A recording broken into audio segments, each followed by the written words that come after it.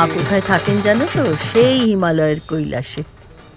সেখান থেকে রওনা হয়ে ষষ্ঠীর দিন আমাদের এই নশ্বর পৃথিবীতে মা প্রবেশ করেন।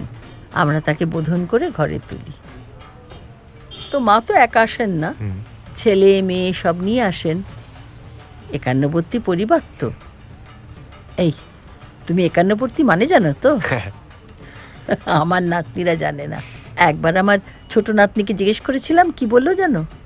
বললো যে একান্নবর্তী মানে হচ্ছে যে ফ্যামিলিতে 51 জন মেম্বার। এগুলো খুবই ইন্টারেস্টিং ব্যাপার। আসলে আমি কিন্তু ছোটবেলায় ঠাকুরদা ঠাকুমাকে পাইনি, সেই জন্যে এগুলো বলার মতো কেউ ছিল না। দেখো, আমি কিন্তু আছি। আমার নাতনিরা কিন্তু এসব গপ্প শুনতে চায় না। তুমি ওদের একটু বলো, দাঁত থাকতে ওরা কিন্তু দাঁতের মর্যাদা বুঝলো না। Break for lunch. ভাই ব্রেক দিয়েছে, লাঞ্চ করে নে এবার। পিঙ্কি কোথায় রে? ঝাল ছিল না?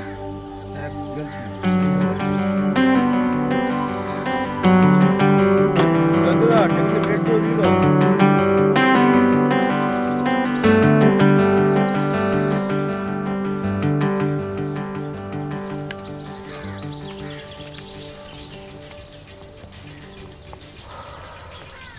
You didn't have lunch? কি? না, মানে তোমার খুঁজছিলাম। সো কেন, তুমি স্টকার?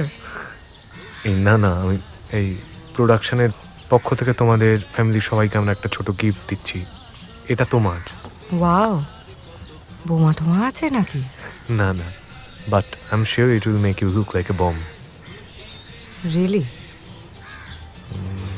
সরি, এটা একটা শাড়ি। শাড়ি? ঝুম্পাকে দিয়ে দাও। আমি শাড়ি পরলে আমাকে জলহস্তির মতন লাগবে দেখতে। মানে I am sure you look great.